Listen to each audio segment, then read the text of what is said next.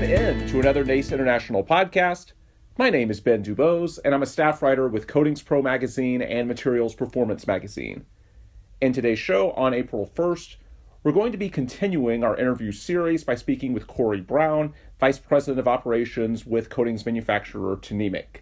For those who are not aware, we've been reaching out to a number of industry leaders to try and gauge what this current COVID-19 pandemic means for the coatings industry and where it is that we go from here.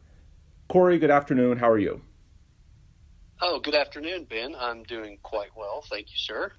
Absolutely. Thank you for joining us. And I'll start you with the obvious question. April 1st is very different than March 1st. How different is life at Tnemec these days? Paint me a picture of what it's like in April relative to where you were in early March, just on a day-to-day basis. Sure. Yeah, you bet, Ben. And first off, thanks for inviting me and having me. You are correct. It is vastly different, obviously, than 1 month ago. In some ways, I would say it was very different, at least. And then in other ways, I think kind of business as usual, believe it or not. The ways that it's different for Tnemec, I mean, obviously, we have done some extreme things like suspend our use of sick time policies for workers so that they can be comfortable taking time off when they're ill and trying to do their part to stem the spread of the virus. Because we've had some increased rates of absenteeism, we've had to adjust some of our working hours in the factories and distribution centers, just trying to make sure that all of the critical functions are covered. We've done some things like combining staff from different departments to make sure that we've got, again, all of those critical functions covered. We've called in some folks that had moved on to other places in the company but still have very useful skills to our needs in manufacturing and distribution, and we've asked them to fill in, and they have done so. Obviously, we're doing things like social distancing, which I don't think feels normal to anyone. When you walk into a break room in the factory and see, less than 10 people in the break room, and they're all keeping at least 6 feet between each other when they're taking those breaks. Those things are not normal for anyone, but they're happening. We've had to put in place some pretty extreme disinfecting procedures in our factories, distribution centers, also our office areas to try to make sure that we're keeping things as clean and virus-free as we possibly can. We've even put on staff someone from the medical professional to help us try to catch folks who might become symptomatic, try to catch them early and encourage them to go home and seek their own medical professional assistance and how to proceed with that. Biggest thing probably that's different for most people is we've got a lot of folks working from home. And that, again, is not normal. I talk to a lot of people who say they're getting a lot done from home, and they find it to be a very efficient place to work. And I talk to probably an equal amount of people who tell us that, no, this is not normal. I'm not in the right frame of mind when I'm home. It's very difficult to work from home. And so it's kind of a unique, I think, experience for each individual when it comes to working from home. So those are the ways that it's different for us, Ben. But I will say this, in some ways it is still business as usual at Tnemec Company. We have really great teams of people at Tnemec, and we have seen everyone rise to the occasion. So we have a lot of folks making great decisions and continuing to support the business. And because of those things, we continue to keep all of our facilities open and operating. We have not seen a drop-off in our order volume. And we have continued to keep our really high rates of on-time, in-full order shipment, and we continue to provide our products to the customers who need them. So in those ways, it is still business as usual at Tnemec Company, and we are very proud of the folks who have been able to help us make that happen. I'm just trying to think physically, and you've been there nearly 25 years now, but when you say business as usual, and of course I'm picturing you guys out in a factory, what are the ways that you can still get things done while maintaining social distancing? Is it just a matter of you've got people and they're doing their assignments and they're spread 6 feet apart now? Or just give me an example, if you could, of something that you're still doing to kind of keep, as you said, business as usual, keeping running while still in the spirit of our new way of life. Yeah, well, if you think about a factory setting, factory floors are great big, and there's a lot of space where there's big pieces of equipment being operated, and you've got technicians and operators doing various tasks, using the equipment and handling the materials that they need to complete manufacturing schedules and distribution schedules.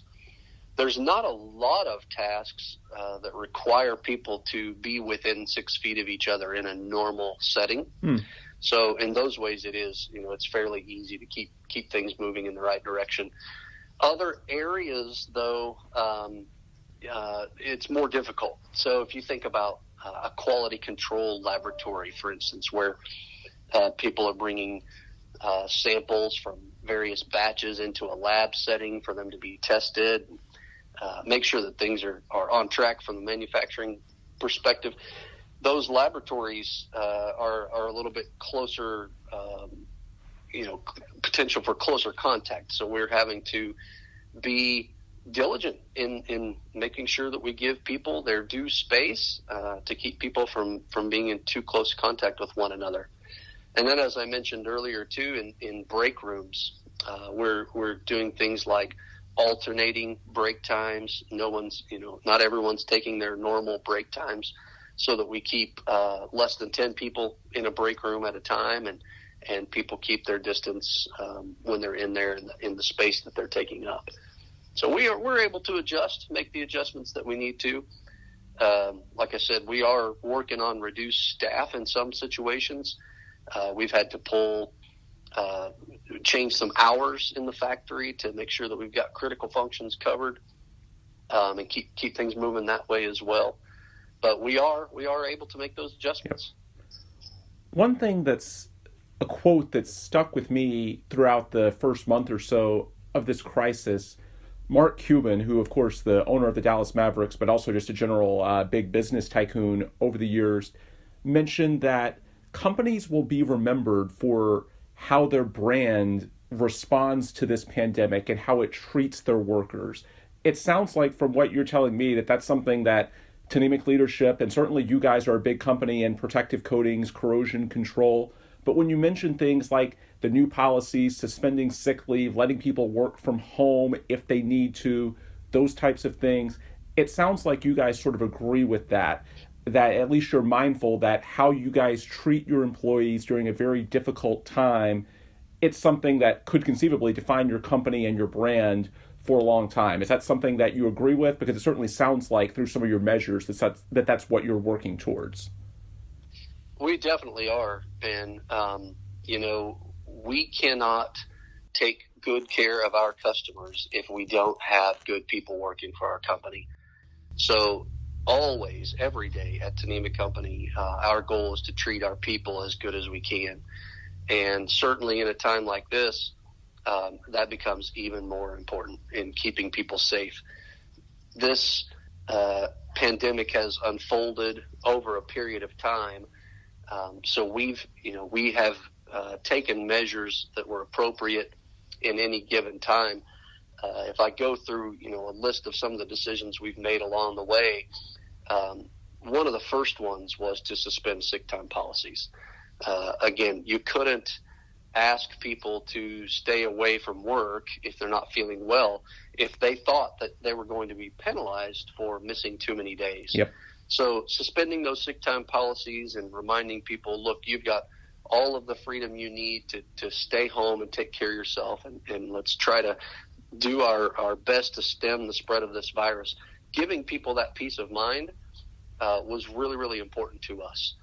And as it did its job then, and we started to see people, especially people in high-risk categories, and that was one of the second steps we took was, look, if you're an employee in a high-risk category, if you've got some pre-existing condition that might put you in harm's way, or if you're in a certain age group that would put you in harm's way, we ask those people, please just go ahead and take the time now and put yourself in a safe situation.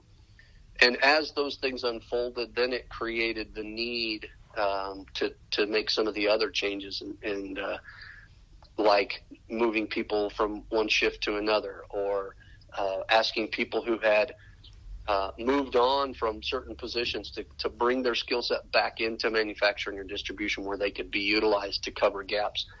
And we have just seen, again, an amazing response from all of our workers to be willing to pitch in those places and make those things happen. We've been super proud of our people. So we've implemented the extra cleaning measures.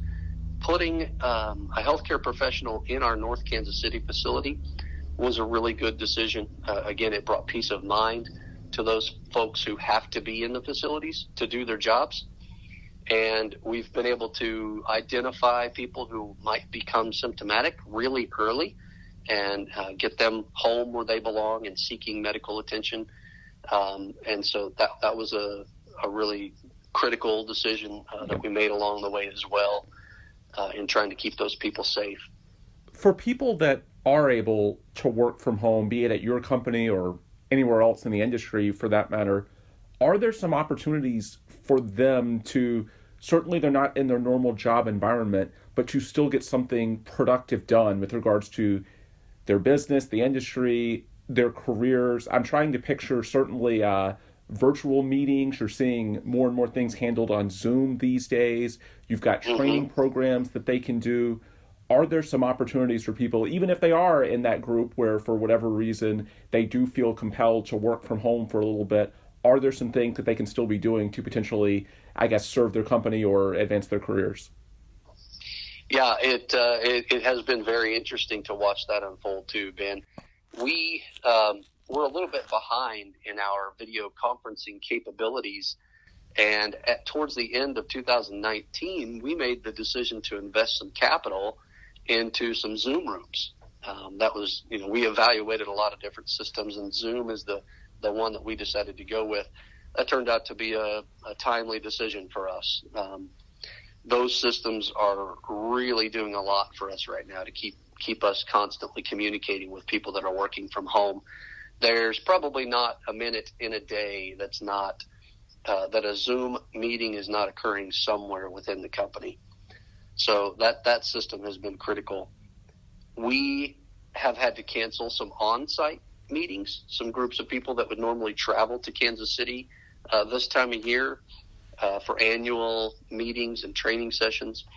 And for that, we've been able to use a system by Microsoft, the Microsoft Teams system. Again, it was something that was a Q3 project for our IT staff to sort of roll out Microsoft Teams. They've moved that up, and they've implemented a certain number of departments immediately, and they've got several other departments coming along very, very quickly.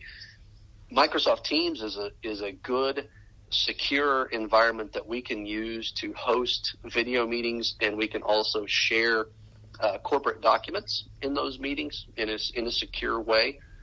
So instead of those folks traveling to our headquarters in Kansas City for those meetings, we're able to host them online and still get all of the work done that we would have if folks were in town.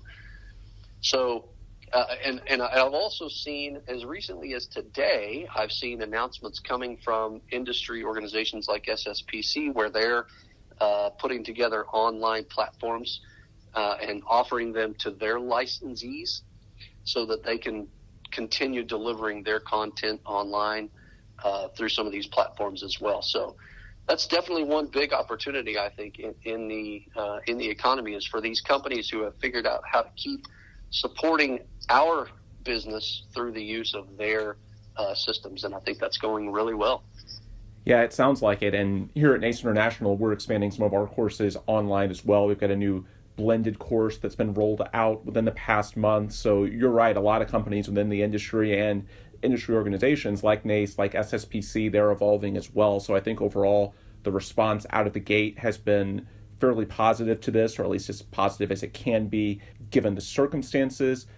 To continue our discussion, we're talking now with Cory Brown, Vice President of Operations at Tnemec. He's a certified coating inspector by NACE International. He's been at Tnemec for nearly 25 years. We're picking his brain about the fallout of COVID-19, what it means for his company, the coatings industry. Certainly, Tnemec, a big player in protective coatings, corrosion controls. There's a lot of insight that he can give us as far as not just his company, but the industry as a whole. Earlier in our discussion, you mentioned that orders to this point were still pretty solid in terms of what your clients that are using your coatings, what they're looking for in terms of their jobs. Obviously, there will be some slowdown, but then again, there's also an opportunity for pent-up demand a few months from now whenever we get past this current crisis, hopefully within a few months. We'll have to wait and see. But I guess we'll start there. What are some of the things that you're hearing from your customers, your clients, and what does this current crisis mean for those guys, the contractors that are using your products out in the field? Is there any sort of guess as to how long all of this might last? Yeah, most of our customers are involved in critical infrastructure projects. So far, they're reporting to us that they've all been able to continue to work and that there's been no slowdown. We have heard a few of them that say there's been a little bit of a difficult time finding personal protective equipment for their crews because some of them do use items similar to what the healthcare industry uses. Yeah. So there may be some struggle there in continuing their projects. But for the most part, they're working through things the same way we are. We've read some reports that some workers in critical infrastructure projects are having a difficult time getting across state lines. But the customers that I've spoken with directly to see how that was going say that they're receiving support from local project managers, and they've been able to provide them all the necessary documentation to keep their workers moving to the projects where they need, and it really hasn't been a big problem. So for the most part, in the near term, it seems like things are going smoothly and there's not an immediate slowdown. As far as the long term, we're listening to agencies like the Center for Disease Control, Department of Homeland Security, and the CISA, the Cybersecurity and Infrastructure Security Agency that operates under the Department of Homeland Security, has been a great source for us too. It sounds like the virus might not like warmer temperatures. It might not like higher humidity. Yeah. So we're hopeful that in the next several months that this thing might slow down. I know a lot of business and community leaders who have struggled like us to keep up with the fast-paced contingency planning and decision-making that it takes to get through a crisis like this. I imagine we'd all love the chance to slow down for a beat and feel like we were actually ahead of it, even if it's just for a little while before the fall weather comes in, puts the virus back in play. Sure. We would hope, maybe by then the scientists find a way to deal with it and help slow it down. We don't know for sure. Ultimately, Ben, I guess it feels like this is going to be, a long-term effort, and we need to be planning for long-term effects. We know that some of the new laws that have been put into place recently are going to be in effect at least through the end of 2020. So from our perspective, we've got 3 more quarters of business to definitely try to plan for and be ready for. One thing that encourages me from a legislative standpoint, we've heard this week from both Democrats and Republicans, so potentially this is something that gets done in a bipartisan manner. You've heard some revived talks about a big infrastructure bill, which is, of course, something you mentioned with regards to your customers, your clients at Tnemec. I think certainly that could bolster them. But in the aftermath of this crisis, and you're going to see more people that need work, I think you're seeing politicians on both sides of the aisle, at least the last couple of days, that are pushing this as a means to potentially jumpstart the economy once this virus hopefully calms down within 2 or 3 months. Is that something that you see as a big deal for the the coatings industry? Because at least at first glance, to me, it sounds like that if that infrastructure bill finally got done, that would be a pretty big end market for coating manufacturers and, of course, coatings contractors that apply them. Yeah, absolutely. I have some friends in the energy sector, and they're telling me that they're starting to pump the brakes on just some internal capital investments. I have personal friends who also manage public works projects, and they're telling me due to the projected decreases in tax revenue, they're starting to really look at projects like street replacements as being very difficult to pull the trigger on, because they don't know exactly what their revenue is going to be. So in the long term, it feels like we could be headed for a downturn. I know I certainly appreciate the fact that our national government is talking about the best way to respond to a potential downturn. I really hope they can keep things positive and not get themselves into places where they're fighting about who's going to get the credit if something goes right, or who's going to be to blame if something goes wrong, and they can continue just to work together and try to come to a good compromise. I think a compromise is definitely what it's going to take to get something in place that could help. I know investment in infrastructure seems like a great idea, and it could be very good for the coatings industry. It seems like it'd be good for almost every segment of the United States economy. I think the biggest question on everybody's mind is, what would the size of that investment be? Is it going to be big enough to stop the bleeding? Mm-hmm. Will it be enough just to keep us flat? Or by some miracle, do we think it could be enough to even get us back into the growth mode that we were experiencing right before all of this started? I'm convinced that right now no one really knows the answer to that.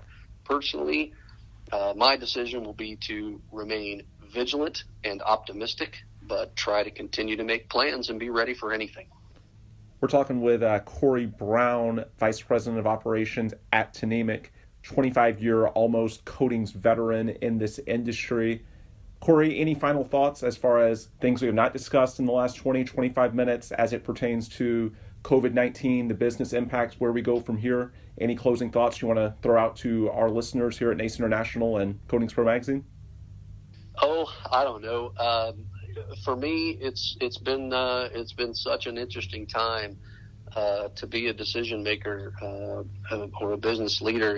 It feels at any single moment in time you might be simultaneously overreacting to a situation, underreacting to a situation. You just don't know for sure. So I think everyone's hearts and minds are in the right place. Everyone's doing the best that they can in difficult situations. We are certainly first and foremost trying to keep people safe, and then secondarily trying to keep customers' needs met and keep as much of the U.S. economy open and functioning and driving everyone's revenue forward as we possibly can.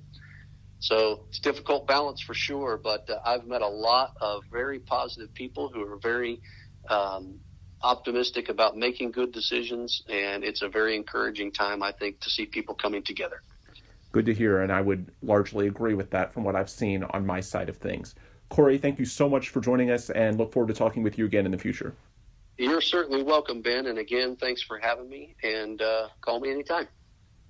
Could chat there with Cory Brown, Vice President of Operations at Tnemec, NACE International Certified Coatings Inspector, and a veteran of nearly 25 years in the coatings industry, of course, sharing his perspective on what things are like at his company, Tnemec, and also for the industry at large as it pertains to the ongoing effects of the COVID-19 pandemic and what it means for not just his business, but anyone's business in this industry that we all love.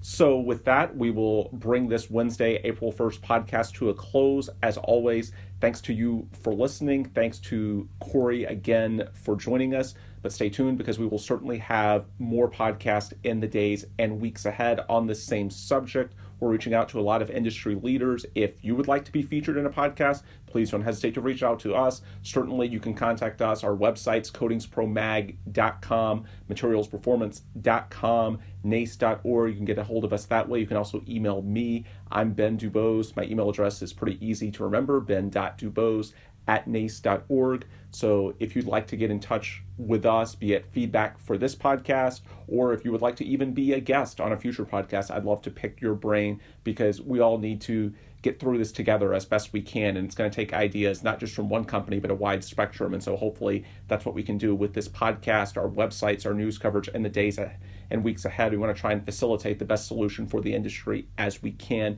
So please don't hesitate to reach out if you have any feedback or ideas on how we can better do that. Beyond the obvious of checking out our websites, our social media handles for Coatings Pro Magazine, Materials Performance Magazine, NACE International, I would also urge you to subscribe to the podcast if you have not already, wherever you are listening, iTunes, Google, Spotify, smaller providers. You should be able to find us. Just search for NACE International, and that will get you all of these podcasts, not just within the Coatings Pro series, but we've got some things going on as it pertains to MP. We've got some broader NACE International podcasts, a lot of different things to suit your interest. If you're, well, it could be as niche as protective coatings, it could be as broad as corrosion control, but again, they're all housed under the NACE International podcast page for the moment. So subscribe to NACE and you'll get these episodes right when they come out, even before we can post them to those aforementioned websites. So for today, Wednesday, April 1st, this is where I will sign off. Again, I'm Ben Dubose. Thank you so much for listening, and please come back soon for more episodes right here at NACE International, your home for podcast coverage of the ongoing COVID-19 pandemic and what it means for your industry. Have a good evening. We'll talk again soon.